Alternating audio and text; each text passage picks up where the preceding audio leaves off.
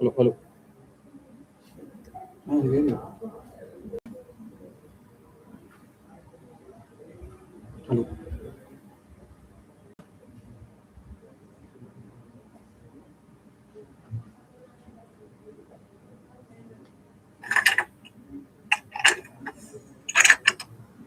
Hello.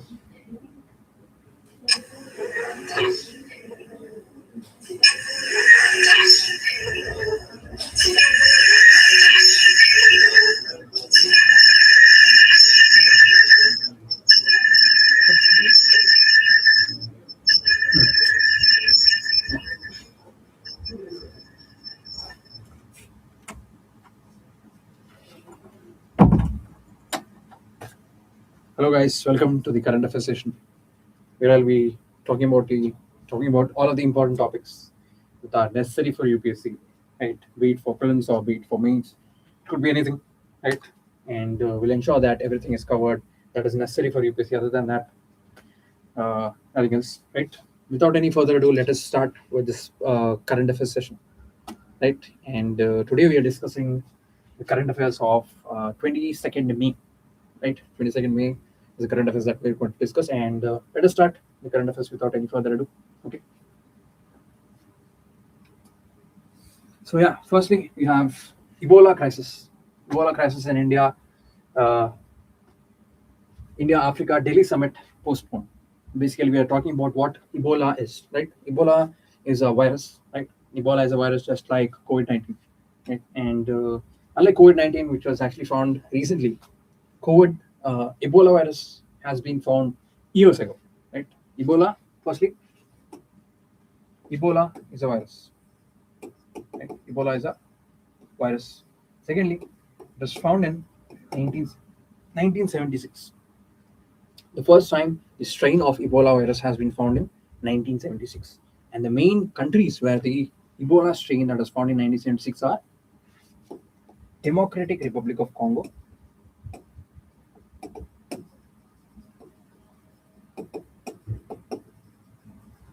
and also Sudan. These are the main two areas where the Ebola virus was found. So the Ebola virus is not a recent strain. It was found in 1976. Okay. Secondly, it is found in Democratic Republic of Congo and also in Sudan. Thirdly, there are many strains of Ebola virus, and the main strain that was actually very harmful in nature was the Zaire strain. Right? Zaire strain was found in 2014 to 2016. 2014 to 2016 was the time when there was high amount of outbreak. Okay, the Ebola virus outbreak was very heavy in 2014 to 2016, mainly because of the Zaire strain. Okay, and as the Zaire strain is the most what do you call deadly strain of that Ebola virus, right? Now, what are the national hosts? Right, there are obviously if the Ebola virus is there. There needs to be a national carrier, national carrier of this particular what? Particular disease, and the national host of this Ebola virus is nothing but fruit bat. Right? Fruit bat is the national host of Ebola virus. Now, is fruit bat the only national host, or is the only host of Ebola virus? No, there are many other species that are hosts of Ebola virus, and they are gorilla, chimpanzee, and other species of monkeys. These are the carriers of what? Ebola virus. So firstly, what do we understand? Ebola virus has been first notified in 1976, and the main regions where Ebola virus was notified is Democratic Republic of Congo and also in Sudan. Now that we understood both of these, third, that it is this Zaire strain which is actually more popular. Right? Zaire strain is a strain which has actually caused the outbreak in 2014 to 2016. So, fourthly, the national host of Ebola virus is fruit bat. Other than fruit bat, there is chimpanzee, there is monkey, and there is gorilla. Okay. Now, how does Ebola spread? Ebola. Unlike COVID-19, which actually spread through air, right? The person was standing next to you, and even if that person was what you call 3 to 4 inches away from you guys, like let's say 1 feet away from you, even if he started to breathe around you, that virus would have spread. That is why COVID-19 was a very deadly virus, because it's its spread is very fast. Okay, but then again, when it comes to Ebola virus, the only way Ebola virus can spread is through direct contact. Okay, it's not unlike uh, COVID-19, which can spread through air. Ebola can spread through direct contact. Without direct contact, Ebola virus will not spread. Okay, so what did we learn? 1976, Sudan and Democratic Republic of Congo. Fruit bat, gorilla, chimpanzee, and monkeys are the national hosts. Zaire strain, which is the most popular strain, which led to the outbreak in 2014 to 2016, and also it leads to direct contact, meaning that saliva, urine, or physical contact, any kind of physical contact, right? Any kind of physical contact will lead to change or start or transfer of Ebola virus, right? Now, if you actually see, many of the diseases that are actually present, many of the diseases that are actually emergent in the society are mainly from Africa. Did anyone ask why only Africa? Right? Many people think that it can be any Asia, it can be Asia, it can be any other continent. Why only Africa? The main reason it is only Africa is because of four reasons. Firstly, tropical forest. Tropical forest is the first reason why there is high amount of disease outbreaks in Africa. Right? There is high amount of tropical forest present. As there is high amount of tropical forest present, there is high amount of biological diversity. Right? As there is biodiversity, high amount of biodiversity, there is more presence of diseases from animals. And why do these diseases come into the society? The main reason they come into the society is because of deforestation. As there is deforestation happening, right? As there is deforestation happening, what is happening? All of the animals that are present in that forest are coming into the society. As they're coming into the society, there is spread of virus. Okay, so main cause is tropical forest. The second cause is weak healthcare. Right, weak healthcare is another problem where there's no proper diagnosis or there's no proper way to treat it. There's no expertise, right? There's no particular expertise. There's no uh, better technology present in Africa. As all of these aspects are not present in Africa, there is high amount of susceptance and high amount of spread from Africa. Okay, at the end of the day, for any disease to be contaminated, you need to contaminate it. Right? Any contamination should happen. What should you do? You contaminate it. The disease is spreading. If you're not able to contaminate it, not able to contain it, then what will happen? It will obviously spread. And obviously, as Africans are migrants, right, they move from Africa to other countries for looking for jobs or education, or many reasons why they move from their particular country to another country. Right? As they are moving from one country to another country, there is high amount of spread of that particular disease. So, firstly, tropical forest. Second, weak healthcare. Three, delayed diagnosis. Right? Delayed diagnosis is another reason why there is high amount of spread of this disease. Right? For example, let's say any disease is there. If you are able to understand that disease, and if you are able to uh, rectify that particular disease, it is better. If you're not able to diagnose it, right? If you're not able to rectify it, what will happen? The spread will constantly increase. So there is very delayed diagnosis in Africa, right? And the fourth reason why is because the traditional practices. Right? Traditional practice is another reason why there is high amount of disease outbreak in Africa. Right?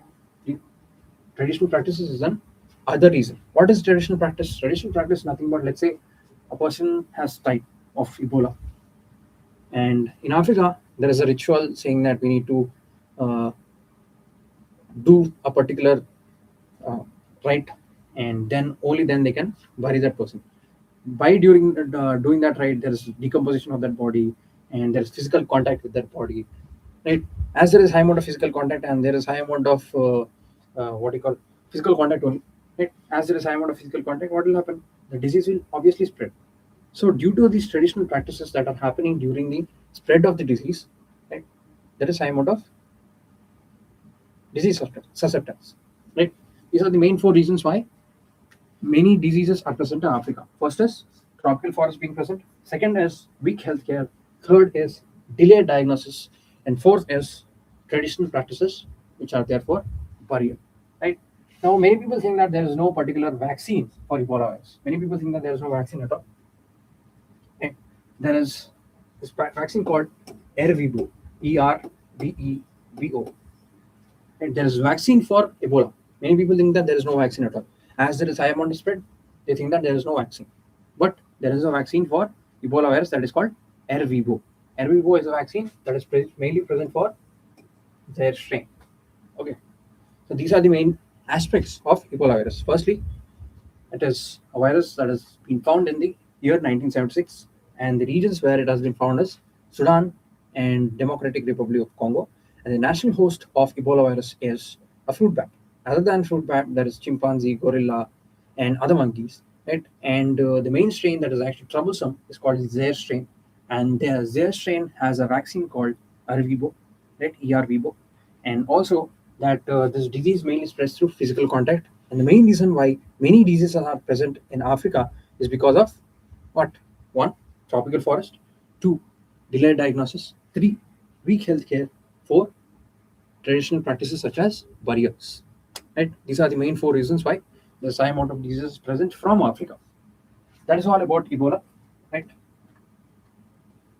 Next, there is high amount of heat that is going on in Telangana or across India, and just be aware. Do not go out without any reason. It's so easy. It's very easy for people to get sunstroke, and try to carry some electrolytes whenever you're going somewhere. Right? It is easy if you carry electrolytes. Do not get dehydrated, and the chances of you getting a sunstroke is very less.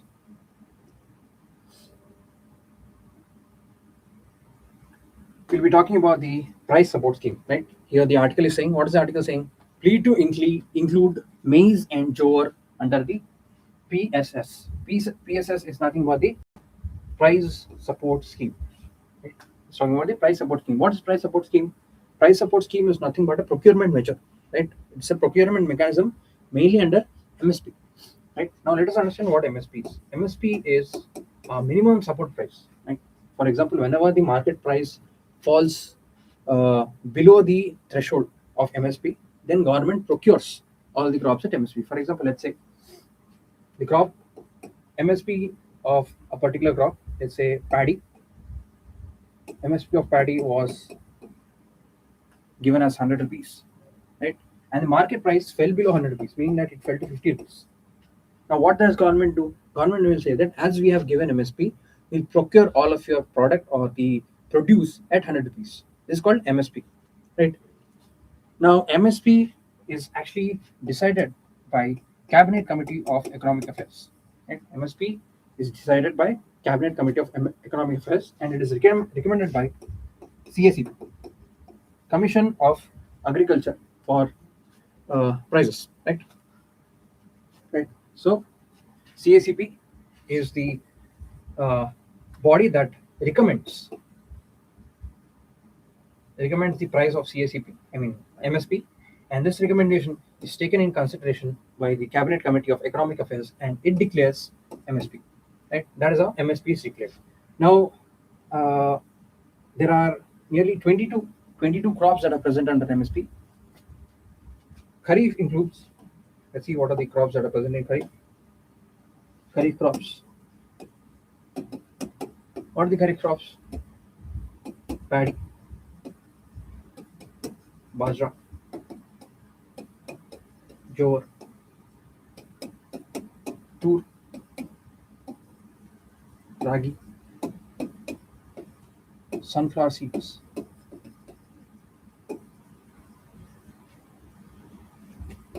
moong, urad, groundnut,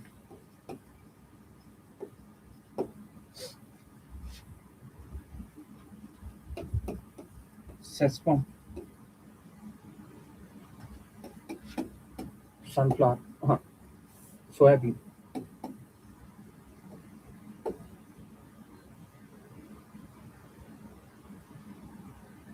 cotton. Right.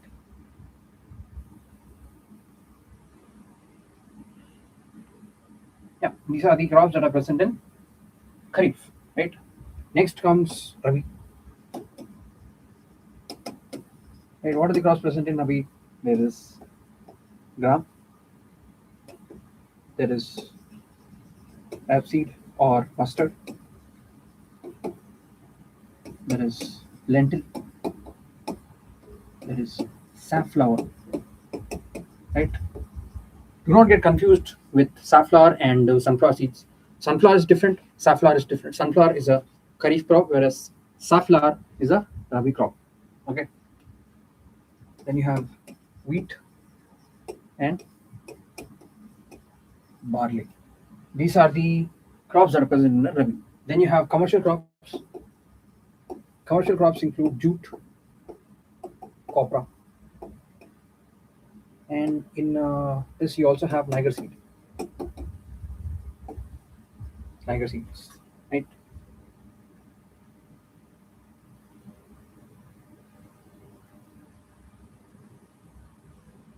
Yeah. Jute, copra, these are the things that are present in commercial crops. Now that we've understood what MSP is and who declares MSP and what are the crops under MSP, let us understand how MSP is done. The main way MSP is done is through PSS,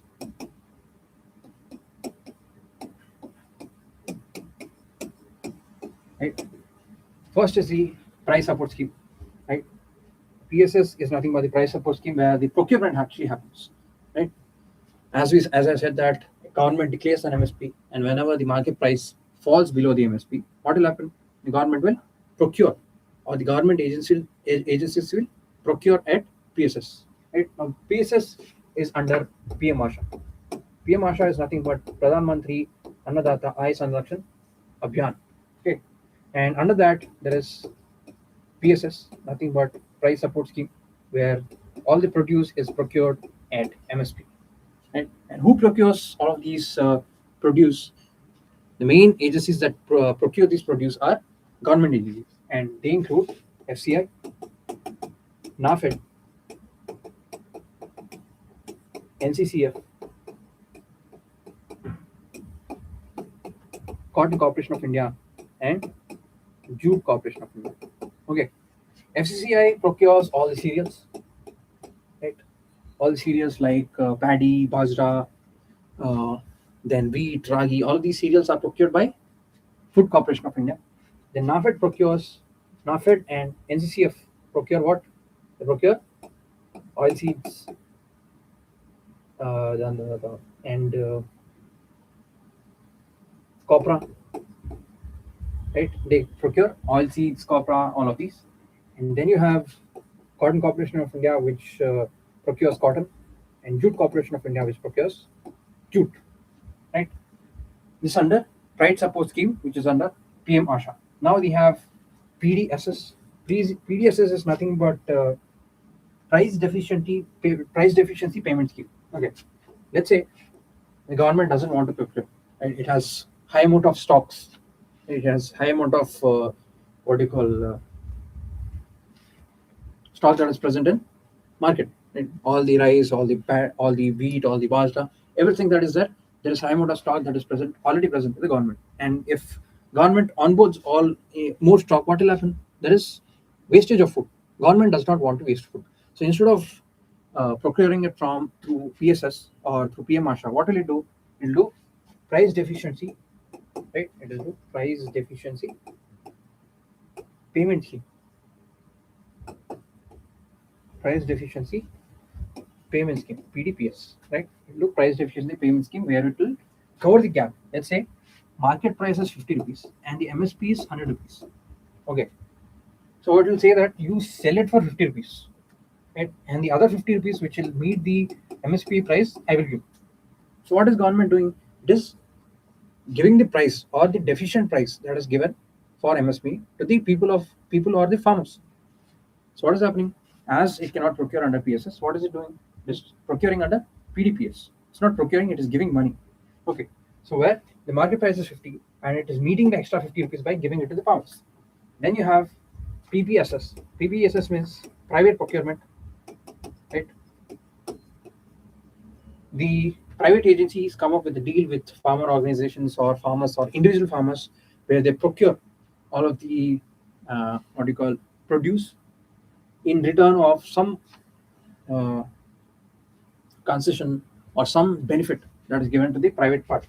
Okay, so these are the three main methods where MSP is working. Firstly, MSP is declared by the Cabinet Committee of Economic Affairs, right, and it is recommended by CSEP, and there is many crops, right? There are nearly 22 crops that are present in uh, MSP, and the main ways MSP works is through price support scheme, price deficiency payment scheme, and private procurement scheme, right? And PSS works under PM ARSHA, where there's procurement by different government agencies like Food Corporation of India, NAFED, uh, NCCF, CCI, and JCI. Then you have price deficiency procurement scheme, payment scheme, where government pays the extra amount that is actually present, meaning that if the market price is 50 and the MSP is 100, it pays the difference, right? The deficient part of that particular MSP is what the government is paying. And lastly, you have private procurement, where the private companies procure all of the produce for a benefit that is given by the government. Okay? That is all about price support scheme. Right. Next, moving on, we'll have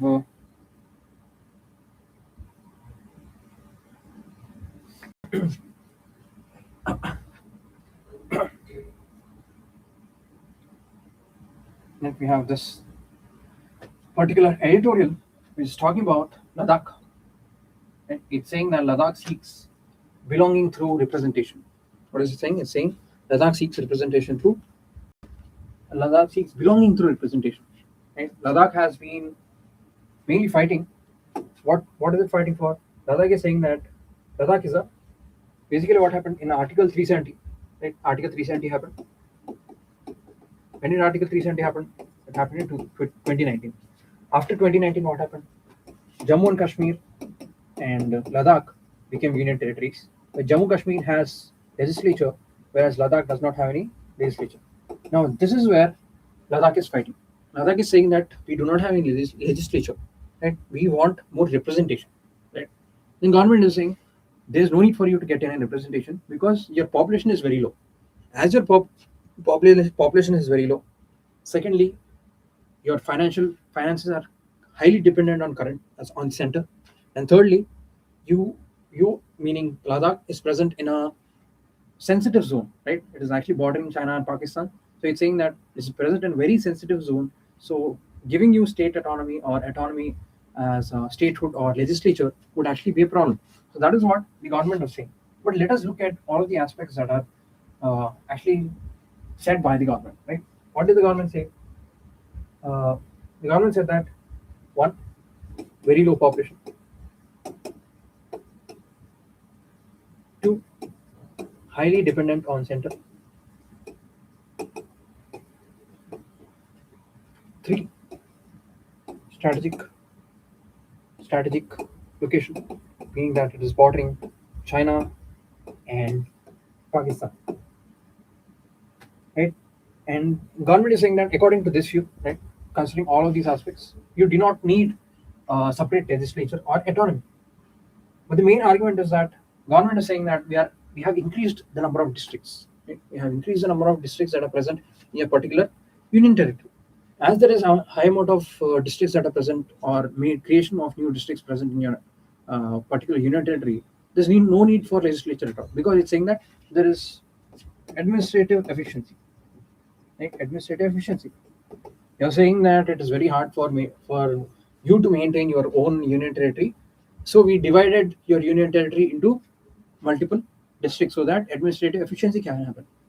But the unit Ladakh is saying that there's a difference between decentralization of administration and decentralization of power.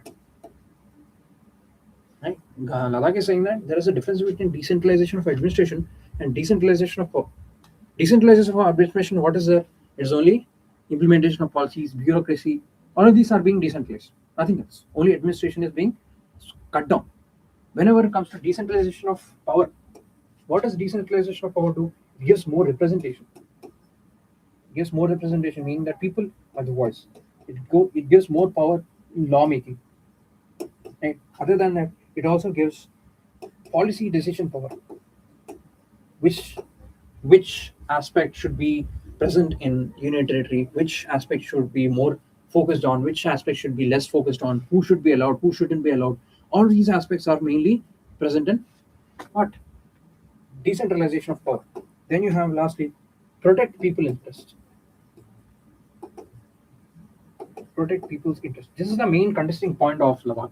Ladakh is saying that there are many projects that are coming, right? There is mining, there is what you call solar projects, renewable energy projects, natural gas projects. All of the projects are coming, and as these projects are coming, you guys need land, and which land you'll take? You'll take our land only. As you're taking our land, whose permission should you take? Should take our permission. And in order to take our permission, we need to have some power. As we do not have any power, who's the ultimate decision maker? The bureaucracy or the central government. So at the end of the day, Ladakh is saying that while we are there as an entity, you do not care about us. Right? You're only caring about how much the growth is happening by using our land. But you're not protecting our interests. You're not protecting our land. You're not protecting our jobs. Nothing are being protected. Right? At the end of the day, the decision-making body is only central government. So in order to keep that away and to protect people's interest, we need autonomy, and that autonomy can be given through representation, right? And the other thing Ladakh has also been asking is for the sixth schedule. Now let us understand what fifth schedule and sixth schedule are, right? Fifth and sixth schedule. Fifth schedule is mainly about schedule areas, and who decides schedule areas? Presidential, right? Presidential order. Through presidential order, there is schedule areas, and when it comes to sixth schedule, it is by parliamentary law. A parliament law needs to be passed for declaring an area as a sixth schedule area, and the main states that are present in sixth schedule are Assam, Meghalaya, Tripura, and Mizoram. Okay, these are the main states that are present in sixth schedule. And when it comes to fifth schedule, there is 10 states. Right? 10 states including Himachal Pradesh, Andhra Pradesh, Telangana, Chhattisgarh, Jharkhand, Madhya Pradesh, Odisha, Maharashtra, Gujarat, and Rajasthan. Right? These are the states that are present under fifth schedule. Right? And there is a tribal advisory council. There's a tribal advisory council that is present in fifth schedule. Note that tribal advisory council is advisory in nature only. Right? What does it do? It only advises. And who declares whether that particular law or particular state law or central law works in that particular state or not? It is the governor. Governor says that whether that particular state law or the central law works in that particular scheduled area or not. Okay. So these are the main aspects of fifth schedule. Then you have sixth schedule, where you have parliamentary law needed for an area to be declared as scheduled area, sixth schedule area. Then the main four states are Assam, Meghalaya, Tripura, and Mizoram, for which again Ladakh is actually pushing for. Then you have what you call district administrative council, autonomous district council, autonomous district council. Ladakh is saying that if you're not giving us representation, at least give us autonomous district council, meaning autonomous district council has more autonomy. It has more autonomy, meaning that it can do, it can make laws, it has judicial powers, right? It has financial powers. Right? Unlike the tribal advisory council, which is only advisory in nature, autonomous district council has more powers. That is what Ladakh is asking for. Okay, and then you have who's the main person who declares whether that particular law is valid or not. For Assam, it is governor.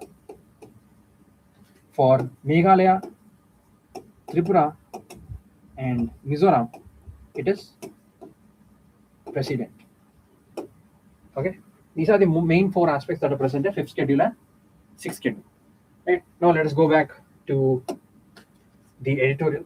Right, it's saying we discussed that Ladakh is looking for statehood and legislature.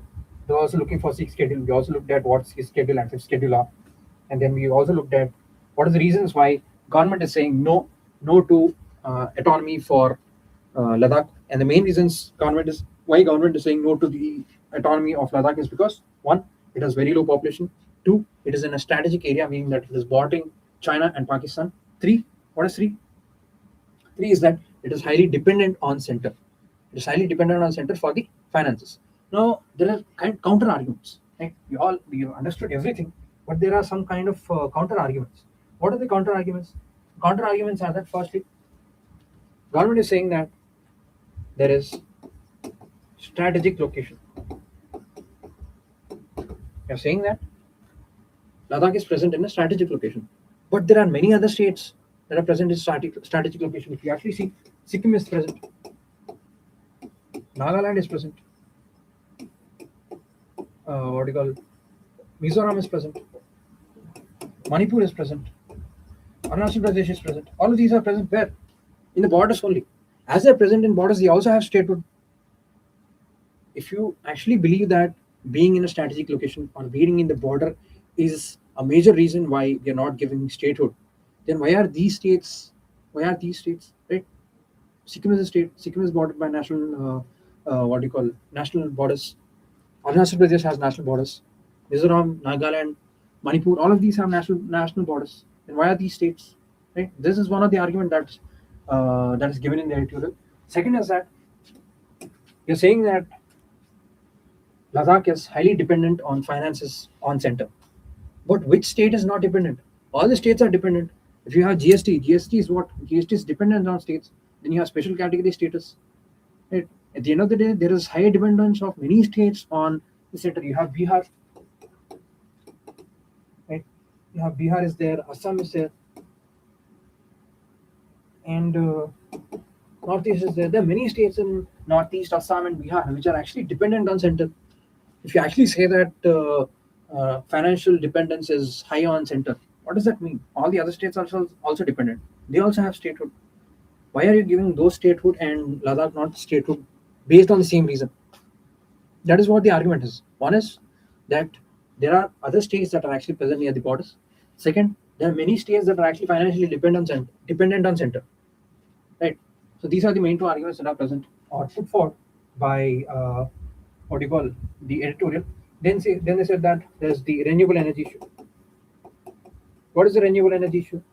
There is Pong region where the projects are happening, and 13 gigawatt energy potential is there, and there is huge investments coming. Right, huge investments are coming in. As all of these are happening, what will happen? All the land that is there in Ladakh, and all of the interests of people, and all the jobs of people, all of these will be taken away. As all of these will be taken away, who's there for taking care? There's no one to take care of all of these. And that is why Ladakh is saying that please give us some autonomy so that we can look after our interest. Because obviously you will not look at our interest. You'll only say that we need development, so we need land, so we'll take this land. As you are a union territory, we are the ultimate controllers of union territory, so we'll do everything. We'll do whatever we want. So Ladakh says that we are also individual people. We are also citizens of India. As we are citizens of India, we also need autonomy. We also need power. That is what this particular editorial says. Right? Ladakh seeks belonging through representation. It's saying that as we are citizens of India and we belong to Ladakh, and the only way we can look after ourselves is by getting a representation. Right? That is all about today's newspaper. I hope you guys have learned a lot in this newspaper. Right? We talked about Ebola virus, then we talked about MSP, and we also talked about sixth schedule, and how there is representation, and why there is representation that is required by Ladakh. Right? We'll meet you guys in the next class. Thank you.